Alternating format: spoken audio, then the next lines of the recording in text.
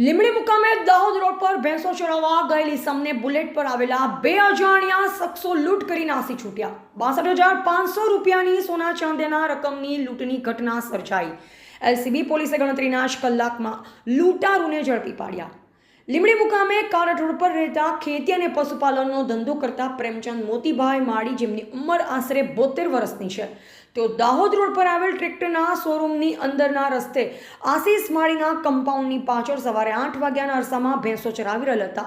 ત્યારે સવારે 10 વાગ્યાના અરસામાં બુલેટ પર બે અજાણ્યા વ્યક્તિ, જેમની ઉંમર અંદાજિત 30 થી 35 વર્ષ હશે, તેઓ પાછળથી આવી પકડી પાડી જાનથી મારી નાખવાની ધમકી આપી ડરાવી ધમકાવી ચાંદીનો કંદોરો 500 ગ્રામ, જેની અંદાજિત કિંમત 30,000, કાનમાં પહેરેલ સોનાની મરકી 5 ગ્રામ, જેની કિંમત આશરે 20,000, ચાંદીનું ભોયરું 200 ગ્રામ, જેની આશરે કિંમત 12,000, મોબાઈલ 500 થઈ કુલ 62,500 રૂપિયાના સોના ચાંદીના રકમની લૂંટ કરી અજાણ્યા યુવકો બુલેટ લઈ નાસી છૂટેલ હતા।